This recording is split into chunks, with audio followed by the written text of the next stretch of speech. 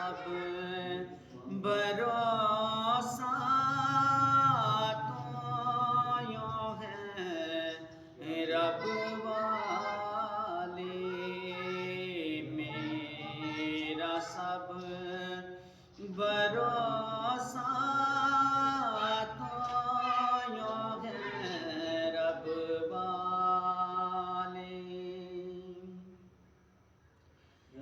میری جان خدا نو اے ہو کہ دیا، میری جان خدا نو اے ہو کہ دیا، تیرے باجوں میری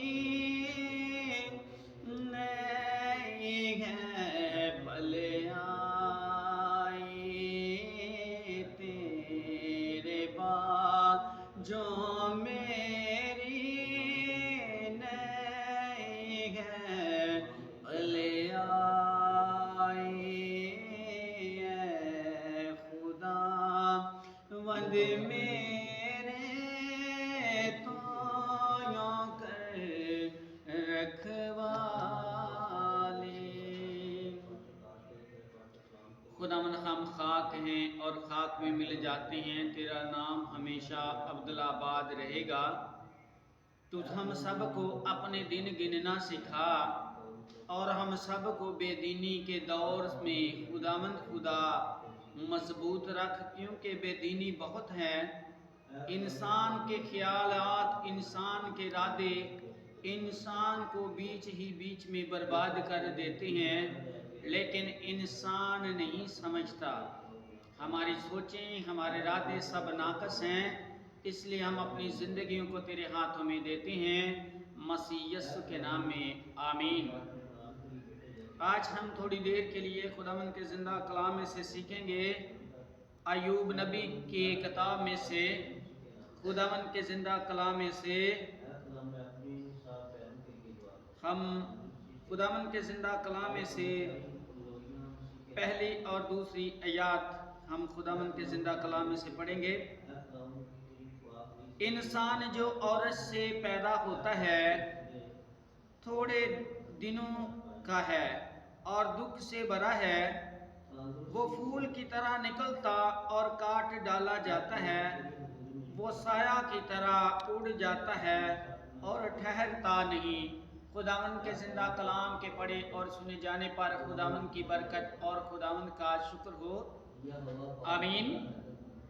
ہم جو اس دنیا میں اتنی دوڑ دھوپ کرتے ہیں اور جب ہمارے پیارے ہم سے جدا ہو جاتے ہیں تو ہم روتے ہیں، پیٹتے ہیں، غم کھاتے ہیں اور اپنے آپ کو سنبھالتے نہیں ہیں، کیونکہ ہمارے جو عزیز ہم سے جدا ہو جاتے ہیں ان کا ہم بہت جو ہے ان کو مس کرتے ہیں، لیکن وہ ہمارے درمیان نہیں رہ ہوتے، تو ان کی باتیں جو ہیں وہ ہر انسان اپنے اپنے عزیزوں کی باتیں یاد کرتا ہے، لیکن جو چلے جاتا ہے وہ اس دنیا سے کاٹ ڈالا جاتا ہے، اس دنیا سے اس زمینی زندگی جو اس انسان کی ختم ہو جاتی ہے تو وہ پھر اس دنیا میں آنے کا نہیں ہوتا، بلکہ ہر انسان اپنی اپنی باری پر چلے جاتا ہے۔ تو خدا کا کلام یوں فرماتا ہے کہ انسان کی زندگی جو ہے وہ پھول کی طرح نکلتی اور کاٹ ڈالی جاتی ہے، وہ سایہ کی طرح اڑ جاتی ہے اور ٹھہرتا نہیں۔ انسان کی زندگی بھی ایسی ہے، کسی کی 50 سال، 60 سال، 70 سال، 80 سال اگر قوت ہو تو کلام مقدس فرماتا ہے کہ 100 برس کی ہوگی۔ تو ہم زمین پر زمینی جائیداد کو حاصل کرنا چاہتے ہیں، لیکن خدا کی پیروی، خدا کے کلام کے مطابق ہماری زندگی نہیں ہوتی تو ہم مٹ جاتے ہیں، اور انسان کی زمین سے تو وراثت ختم ہو ہی جاتی ہے، لیکن انسان اپنے کاموں کے سبب سے آسمانی میراث سے بھی باہر نکل جاتا ہے۔ ان غلطیوں کے سبب سے آج دنیا میں لالچ، فریب دینا،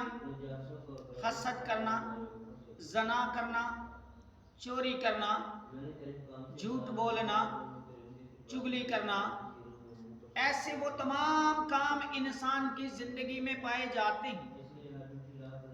اس لیے انسان آسمانی زندگی کو بھی کھو دیتا ہے۔ زمینی زندگی تو ایک دن چھینی ہی جاتی ہے، لیکن وہ آسمانی زندگی سے بھی محروم ہو جاتا ہے، اور وہ خدا کے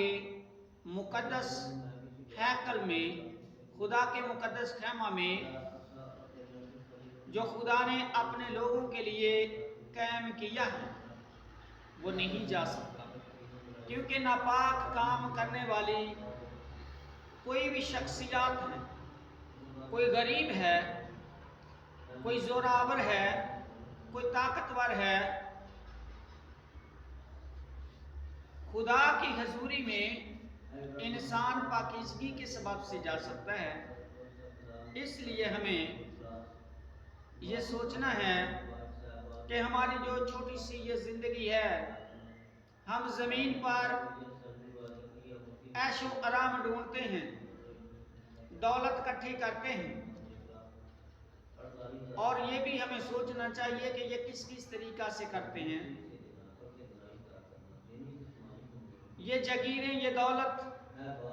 جب سے زمین قائم ہے یہی کچھ بنا ہے، اور بناتے بناتے انسان چلے جاتا ہے اور سب کچھ چھوڑ کر چلے جاتا ہے۔ خداوند کا کلام یوں فرماتا ہے کہ ہم نہ دنیا میں کچھ لائے اور نہ دنیا میں سے کچھ لے جا سکتے ہیں۔ پھر خدا کا بندہ یوں فرماتا ہے کہ خداوند نے دیا اور خداوند نے لے لیا، خداوند ہی کا نام مبارک ہے۔ لیکن ہم اپنی زندگی میں خداوند کو مبارک کیوں نہیں کہتے؟ کیونکہ زندگی دینا اور اس گھر کا برباد ہونا انسان کی قسمت میں لکھا ہے، اور ہمیشہ کی زندگی بھی انسان کی قسمت میں لکھی ہے۔ خدا نے انسان کے آگے دونوں ہی راستے رکھ چھوڑے ہیں۔ اگر وہ نیکی کرتا ہے تو خداوند کی حضوری میں جاتا ہے، اگر بدی کرتا ہے تو جہنم میں جاتا ہے۔ اس لیے ہمیں یہ سوچنا چاہیے کہ چھوٹی سی زندگی میں ہمیں کیا کرنا ہے، اور کون سے ہتھیار ہیں جو ہم نے لینے ہیں، لڑائی جھگڑے حسد کے یا رحم دلی اور پرہیزگاری کے۔ خداوند آپ سب کو برکت دے اور آپ سب کے ساتھ ہو، مسیح یسوع کے نام میں آمین۔